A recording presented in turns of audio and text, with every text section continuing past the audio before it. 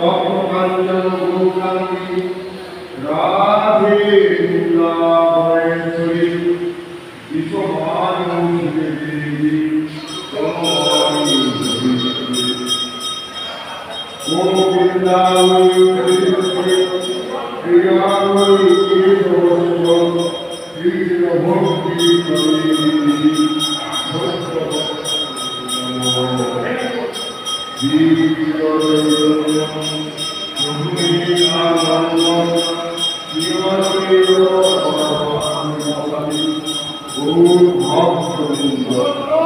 হরে কৃষ্ণ হরে কৃষ্ণ কৃষ্ণ কৃষ্ণ হরে হরে হরে রাম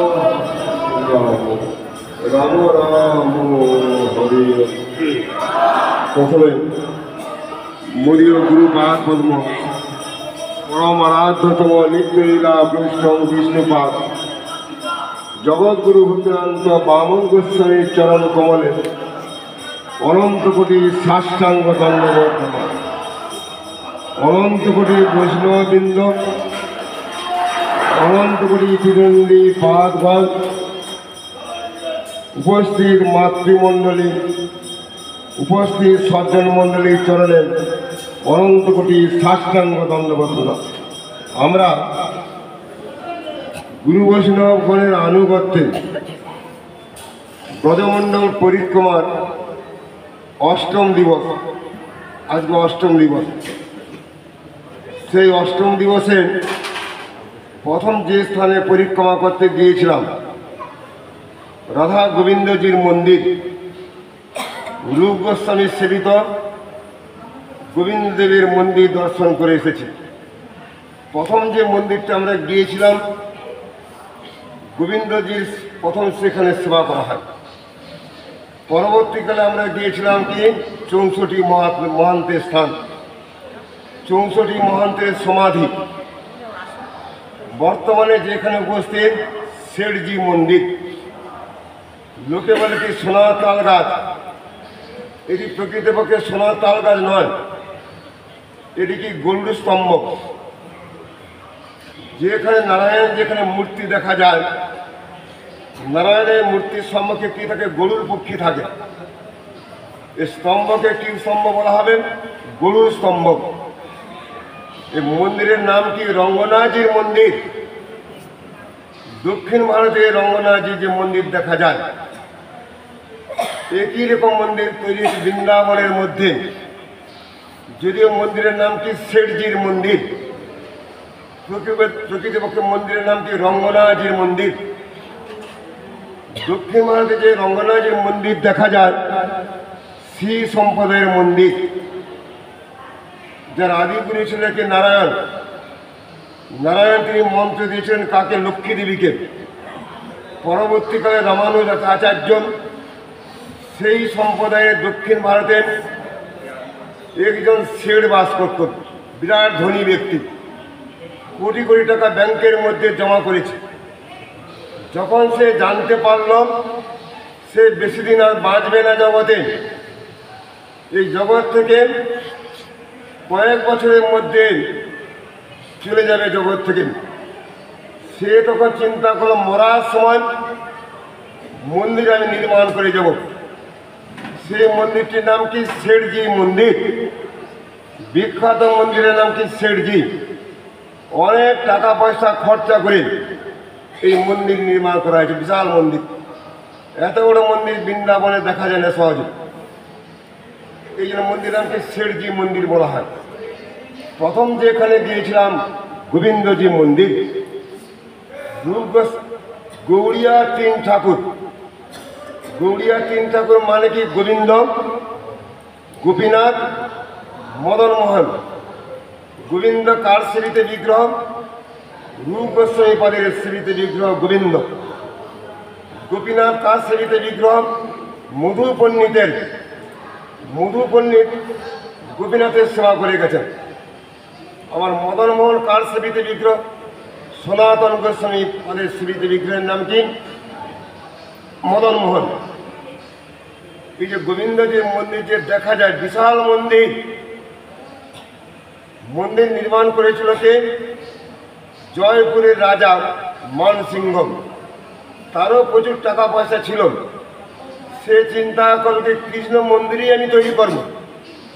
এইটি মনে করার সঙ্গে সঙ্গে বিশাল মন্দির, এখন তো অর্ধেক মন্দির দেখা যায়। ওই যে গোবিন্দ যে মন্দির দেখে এলাম, এটা অর্ধেক। মন্দিরের চূড়ার মধ্যে ঘিয়ের প্রদীপ জ্বলত। কয়েক মণ ঘি দিয়ে প্রদীপ জ্বালানো হতো গোবিন্দজির মন্দিরে। দিল্লি থেকে দেখা যেত কোথায় সে দিল্লি আর কোথায় সে বৃন্দাবন। দিল্লি থেকে গোবিন্দজির মন্দিরে যে প্রদীপের মধ্যে যে আলো জ্বলত, সেই আলো দর্শন করা যেত। পরবর্তীকালে ঔরঙ্গজেব, মুঘল বংশের শেষ সম্রাট, তার নাম ছিল কি ঔরঙ্গজেব। সে চিন্তা করলে হিন্দুর মন্দির ভাঙব আমি। দিল্লি থেকে দেখা যাচ্ছে প্রদীপের আলো, যাদের দিল্লি থেকে না দেখা যায়, তাহলে আমার কাজ কি হবে? মন্দির ভেঙে দেবো আমি।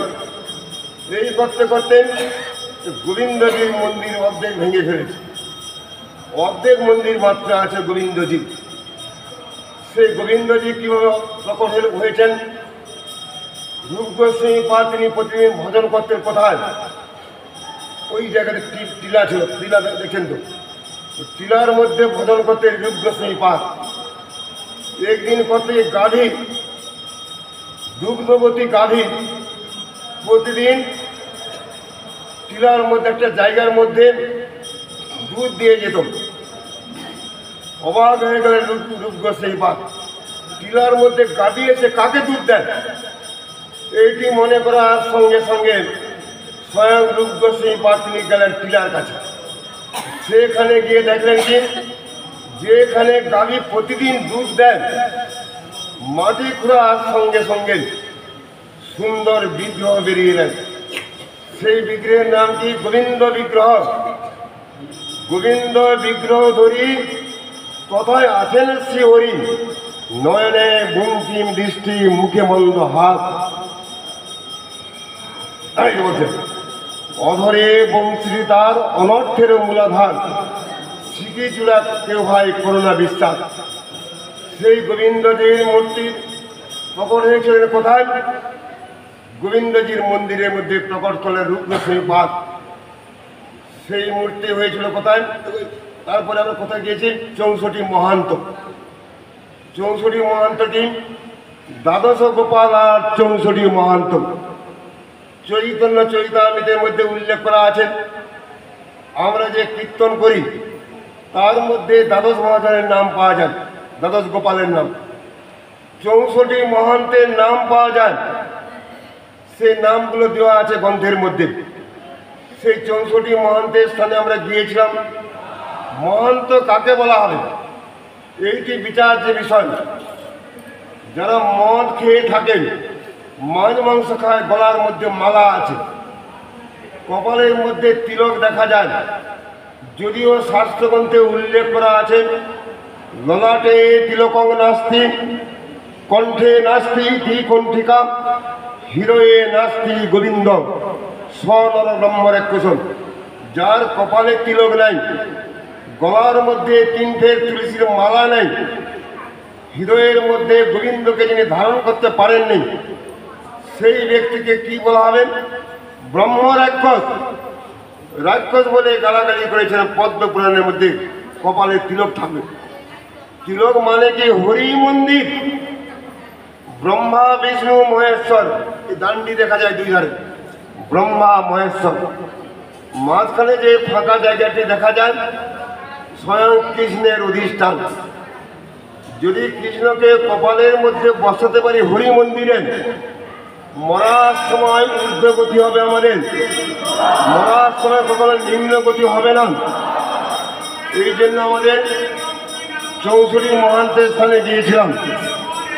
সেই 64 মহান্ত মানে কি?